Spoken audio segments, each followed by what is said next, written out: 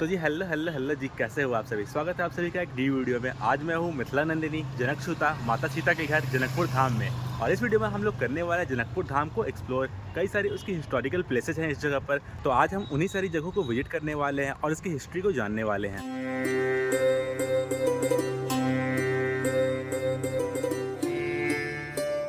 तो जी सबसे पहले हम लोग पहुंच चुके हैं जानकी महल, जो कि आप मेरे पीछे देख सकते हो। कभी ये राजा जनक जी का महल हुआ करता था। साथ ही साथ कहते हैं कि माता सीता का स्वयंवर भी इसी जगह पर हुआ करता था। और हालांकि ये जो आप बिल्डिंग देख रहे हैं, ये बाद में राजाओं के द्वारा निर्माण करवाए गए हैं, लेकिन ये दिखने में बहुत ही खूबसूरत है। चलिए चलते हैं हम लोग मंदिर के अंदर एंड करते हैं दर्शन।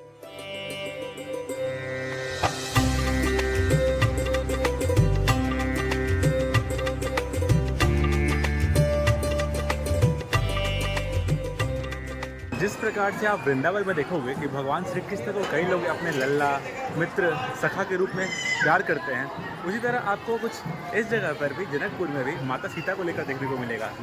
लोग यहाँ पर उन्हें मिथिला की बेटी कहते हैं। और कई सारी ऐसी परंपरा है जो कि आज भी चली आ रही है उस समय से, और शायद इसलिए ही मिथिला ने अपनी परंपरा को आज भी उसी तरीके से संजोए रखा है। हमने रामायण तो नहीं पढ़ी, बट रामानंद सागर जी को बहुत बहुत धन्यवाद, क्योंकि उनके कारण ही कई सारी बहुत ही खूबसूरत सी स्मृतियाँ हैं जो कि हमारे मन में उतरी हुई हैं आज भी रामायण को लेकर। दरअसल अभी मुझे याद आ रहा था वो स्मृति, जब भगवान श्री राम ने शिव धनुष को तोड़ा और माता सीता का वरण किया, और उस समय वो गाना बज रहा था, श्री रघुवर कोमल कमल नयन को पहनाओ जयमाला, पहनाओ जयमाला, यह पुण्य मुहूर्त स्वर्णिम अवसर फिर नहीं आने वाला, पहनाओ जयमाला। खैर वो जो प्रसंग अभी मेरे को याद आ रहा है वो इसी जगह पर हुआ था, क्योंकि ये राजभवन हुआ करता था जनक जी का। मंदिर परिसर के ही अंदर एक म्यूजियम भी बना हुआ है, कल्चरल म्यूजियम, जहाँ पर रामायण और उसके कई सारे प्रसंगों को मूर्तियों के सहारे दिखाया गया है। तो चलिए हम लोगों ने टिकट ले लिया। यहाँ पर 10 रुपीज़ इंडियन की टिकट है या फिर 15 नेपाली रुपीज़ टिकट हम लोगों ने ले लिया। चले चलते हैं म्यूजियम के अंदर। तो गाइस हम लोगों ने म्यूजियम देख लिया। म्यूजियम में जैसे ही आप एंटर करते हो, सबसे पहले आपको मिथिला पेंटिंग के सहारे बहुत सारे जो इवेंट्स हुए रामायण के, वो सारे दिखाए गए हैं। उसके बाद कई मूर्तियाँ बनाई गई हैं, जैसे कि हलिष्ठिया, कैसे माता सीता का जन्म हुआ था और कैसे वो राजा जनक को मिली। उसके बाद उनका प्रेम और वात्सल्य राजा जनक जी और माता सुनैना का माता सीता के साथ में, कैसे उनको खिलाते हुए, कैसे उनको सुलाते हुए, फिर सीता का स्वयंवर हुआ, धनुष का टूटना हुआ। सारी प्रसंगें जो हैं वो यहाँ पर मूर्तियों के सहारे आपको दिखलाई गई हैं। और म्यूजियम के बेसमेंट में आप जाओगे तो वहाँ पर कई सारी ज्वेलरीज रखी हुई हैं, और वहाँ पर ऐसा लिखा हुआ है कि माता सीता उन्हें यूज करती थी। अब इसमें कितनी सत्यता है मैं इसका कोई पुष्टि तो नहीं कर सकता, लेकिन ऐसा वहाँ पर मेंशन्ड है। साथ ही साथ वहाँ पर कई सारे साधु और महात्माओं के वहाँ पर पिक्चर्स लगाए हुए हैं, जिन्होंने भगवान श्री राम की भक्ति करी है।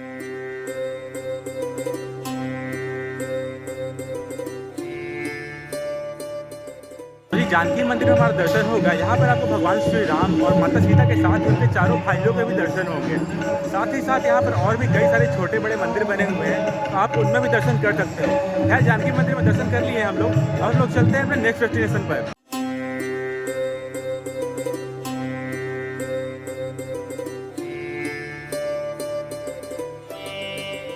तो जी जानकी मंदिर में दर्शन करने के बाद अब हम लोग पहुंच गए श्री राम सीता विवाह मंडप, जो कि आप मेरे पीछे देख पा रहे होंगे। यहाँ पर एक प्रदर्शित किया गया है जो रिचुअल्स जो होते हैं ना भगवान श्री राम और माता सीता के शादी के, वो रिचुअल्स यहाँ पे प्रदर्शित किए गए हैं। अगर आप इसे सेंटर में देखोगे तो वहाँ पर भगवान श्री राम और माता सीता बैठे हुए हैं, और उसमें आप एक तरफ देखोगे तो राजा दशरथ जी बैठे हुए हैं और दूसरी ओर राजा जनक जी बैठे हुए हैं अपने अपने कुल गुरुओं के साथ। यहाँ तक कि आप पिलर्स की दीवारों पर भी देखोगे तो आपको देखने को मिलेगा कि कई सारे देवी देवताएं यहाँ पर आए हुए हैं इस शादी की साक्षी बनने के लिए। इतना ही नहीं, जो मेन मंडप है उसके चारों ओर आप देखोगे तो 4 और छोटे छोटे मंडप बनाए गए हैं। दरअसल इसे यहाँ पर कोहबर कहा जाता है, और वहाँ पर चारों भाइयों की शादियों को यहाँ पर दर्शाया गया, जैसे कि राम जी का और माता सीता का है, लक्ष्मण जी का उर्मिला जी के साथ है, भरत जी का मांडवी जी के साथ में है, शत्रुघ्न जी का श्रुति कीर्ति जी के साथ में है।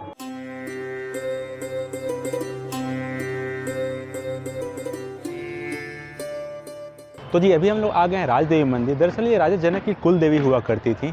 तो चलिए हम लोग ले चलते हैं आपको मंदिर के अंदर एंड करवाते हैं माता के दर्शन।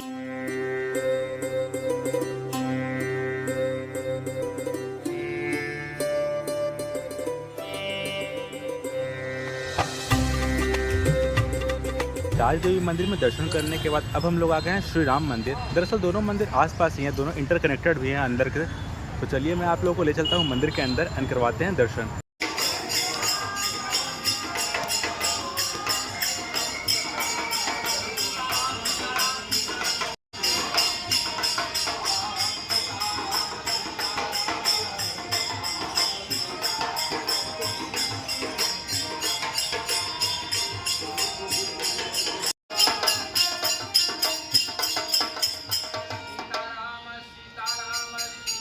तो जी अभी मैं खड़ा हूँ धनुषा कुंड के सामने। आप मेरे पीछे एक कुंड देख पा रहे होंगे, पानी का सरोवर। दरअसल मान्यता कुछ ऐसा है कि जब भगवान श्री राम ने शिव धनुष तोड़ा तो एक टुकड़ा इस जगह पर भी टकराया और कुछ कुंड का निर्माण हो गया। और इस कुंड के आप चारों ओर देखोगे तो कई सारे छोटे बड़े मंदिर बने हुए हैं। सिमिलरली मेरे पीछे एक भगवान श्री राम का मंदिर बना हुआ है। चलिए आपको अंदर ले चल कर दर्शन करवाते हैं।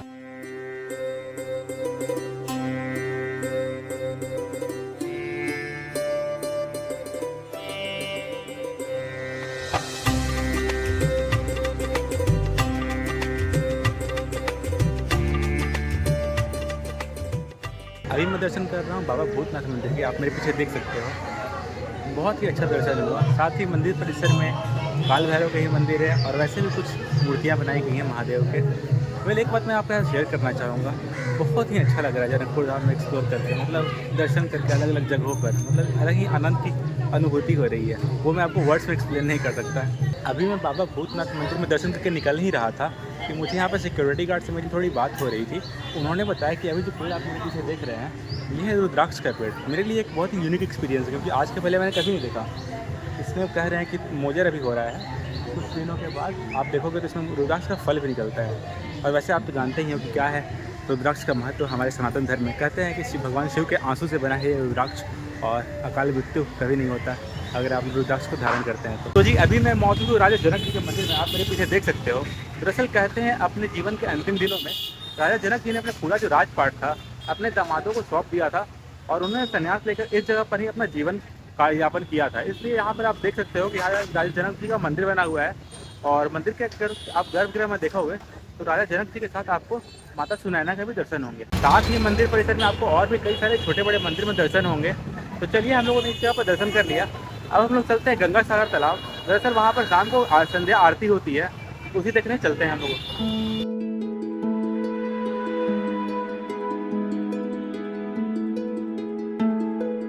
तो जी अभी हम लोग आ गए हैं गंगा सागर तालाब। अभी बज रहे हैं शाम के 6:30 एंड लगभग आधे घंटे के बाद यहाँ पर आरती स्टार्ट होने वाला है। वेल जनकपुर अगर आप एक्सप्लोर करने आ रहे हैं तो मैं आपके यहाँ दो बात शेयर करना चाहूँगा। पहली बात क्योंकि यहाँ पर मोस्टली जो टूरिस्ट प्लेसेज हैं फिर मंदिर कह लो आप, वो सारी आसपास ही हैं, तो आप पैदल ही एक्सप्लोर कर सकते हो। लगभग 1-2 किलोमीटर के रेडियस में ही सारी चीज़ें आपको देखने को मिल जाएंगी और उसी रेडियस में आपको स्टेशन भी देखने को मिल जाएगा और साथ ही साथ आपको कई सारे अकोमोडेशन भी उसी रेंज में देखने को मिल जाएंगे। तो आपको ऑटो वगैरह करने की कोई ज़रूरत नहीं है। हाँ, एक प्लेस है धनुषा धाम नाम का जगह, वो यहाँ से लगभग 13-14 किलोमीटर के डिस्टेंस पर है जनकपुर का मेन टाउन से। तो उसे हम लोग आज नहीं कल एक्सप्लोर करने जाएंगे।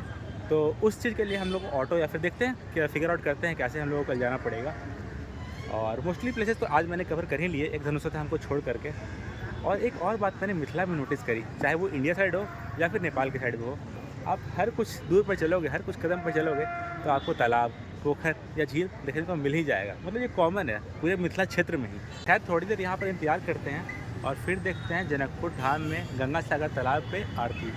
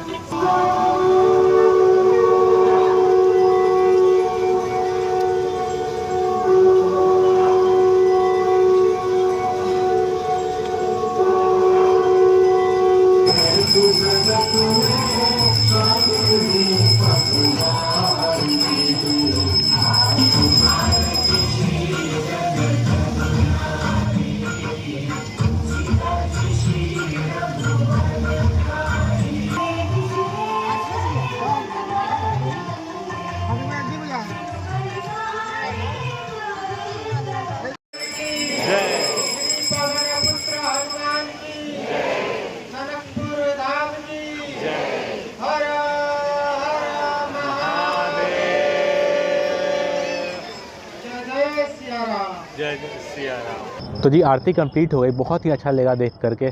इनफैक्ट एक जो कल्चर होता है अगर वो दो कंट्री शेयर करे, इस चीज़ को देख करके बहुत ही खुशी का आनंद होता है। मतलब ऐसा लगता है ना कि दिल गदगद हो गया। आज से कुछ महीनों पहले मैं गया था अयोध्या, और अब मैं जनकपुर आकर मुझे ये लग रहा है कि मेरे लिए दोनों जगह सेम पोजीशन होल्ड करती है, अगर कोई ज़्यादा नहीं तो। बहुत ही अच्छा लगा जनकपुर आकर के मुझे। यहाँ पर मतलब नेक्स्ट लेवल वाइब आ रहा है। लोग कहते हैं कि देश गरीब है ये वो, बट मैं कहता हूँ कि देश अच्छा है या ख़राब ये वहाँ के लोगों से पता चलता है। और मेरे लिए तो नेपाल मतलब एक बहुत ही अच्छा प्लेस होल्ड करता है, क्योंकि मुझे ये बहुत ही पसंद है अपने इंडिया के बाद। वेल बहुत ही अच्छा लगा इस जगह पर आकर। चलिए अब रात हो गया है तो थोड़ी देर मैं यहाँ पे आराम करूँगा और मिलते हैं आपसे सुबह। वेल अच्छा ये भी बता दूँ कि लोग कहते हैं इसे गरीब है, बट ये गरीब नहीं है। आप ये जो हम इंडिया में 20 रुपीज़ का पीते हैं ना फैंटा, जब ये यहाँ पर 35 रुपीज़ का लिया है। मतलब हर कुछ यहाँ पर ऑलमोस्ट 2 टाइम्स का है। अगर 2 टाइम्स नहीं भी है तो 1.5 गुना बिल्कुल है इंडिया से, और लोग अफोर्ड कर पा रहे तभी तो इसे गरीब कहना मुझे नहीं लगता कि सही होगा। अगर इनकी इकोनॉमी अच्छे से रन कर ही रही है तो गरीब कहना सही नहीं होगा। खैर चलिए थोड़ी देर आराम करते हैं और मिलते हैं आपसे कल सुबह। तो जी गुड मॉर्निंग एवरीवन। कल रात मैंने आपके साथ शेयर किया था कि आज मैं जाने वाला हूँ धनुषा धाम, जो कि जनकपुर का जो मेन टाउन है उससे लगभग 22 से 23 किलोमीटर के डिस्टेंस पर है। और वहाँ जाने के लिए अगर आप मैं ऑटो करूँ तो ऑटो वाले लगभग 1000, 1200, 1500 पता नहीं क्या ही मांग लेंगे। इसलिए मैंने कल रात अपने रिसेप्शन में पूछा था क्या होगा बेस्ट तरीका धनुषा धाम पहुँचने का। तो उन्होंने बताया कि आप कल सुबह लगभग 7 बजे के आसपास पहुँच जाओ रामानंद चौक। वो एक बस स्टैंड है वहाँ पर, और वहाँ से लगातार मतलब कई सारे बसेस खुलती हैं जो कि पर्टिकुलरली धनुषा धाम ही जाती हैं। और वहीं से आप उससे जा भी सकते हो, और दर्शन करने के बाद उसी बस से आप लौट भी सकते हो। तो चलिए हम लोग सबसे पहले पहुँचते हैं रामानंद चौक, और वहाँ चलकर आपसे मिलते हैं।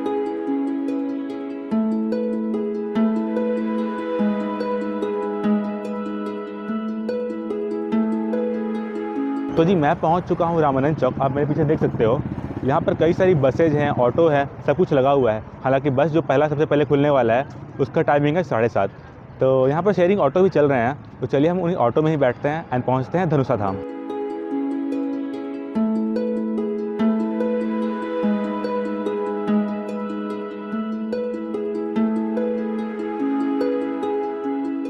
तो जी लगभग 1 घंटे 15 मिनट का समय और 100 नेपाली रुपीज़ यानी कि लगभग 62 इंडियन रुपीज़ के आसपास खर्च करके हम लोग पहुंच गए धनुषा धाम मंदिर, जो कि आप मेरे पीछे देख पा रहे होंगे। तो चलिए मैं आप लोग को ले चलता हूं मंदिर के अंदर एंड करवाते हैं दर्शन।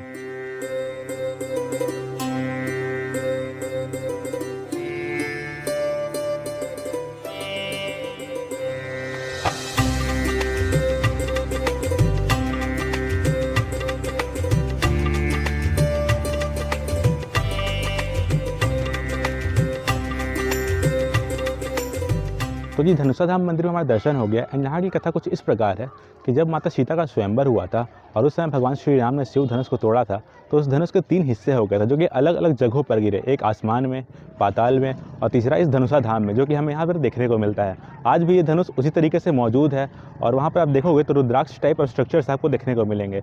साथ ही साथ मान्यता कुछ ऐसा भी है कि धनुष दिन प्रतिदिन बढ़ते ही आ रहा है, थोड़ा थोड़ा बढ़ते ही आ रहा है। यहाँ के स्थानीय लोगों ने ही बताया कि पहले ये धनुष छोटा हुआ करता था, बाद में मंदिर का परिसर बढ़ाया गया क्योंकि इसके साइज़ बढ़ते जा रहा है। अब मतलब अच्छा लगता है इन सारी चीज़ों को सुनकर। खैर चलिए पास में ही एक और भी मंदिर है, चलकर वहाँ दर्शन करते हैं। तो जी धनुषा धाम मंदिर में दर्शन करने के बाद यहाँ बगल में ही एक राम जानकी मंदिर भी बना हुआ है। चलिए मंदिर में चलकर अंदर से दर्शन करते हैं।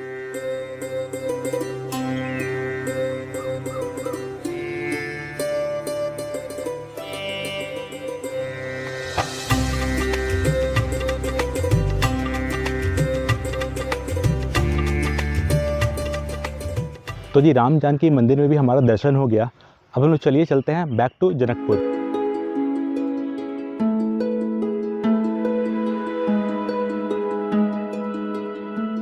तो जी हम लोग वापस आ गए हैं अपनी धर्मशाला के पास। सेम भैया ने सेम टाइम में सेम पैसे लेकर हम लोग को वापस ड्रॉप कर दिया फिर से जनकपुर धाम में। बसेज का भी ऑप्शन था, हर घंटे एक बस खुलती है, बट बस को खुलने में थोड़ा टाइम था, इसलिए मैं ऑटो से ही आ गया। तो जी इस वीडियो को मैं करता हूँ यहीं पर एंड। इस वीडियो में आप लोगों ने जनकपुर धाम के डिफरेंट जो टूरिस्ट प्लेस है, साथ ही साथ यहाँ पर कई सारे मंदिरों को देखा। उम्मीद करता हूँ आपको मेरा वीडियो अच्छा लगा होगा। अगर अच्छा लगा है तो लाइक, कमेंट, सब्सक्राइब आप कर देना। मिलते हैं आपसे एक नए वीडियो में, तब तक के लिए सियावर रामचंद्र की जय।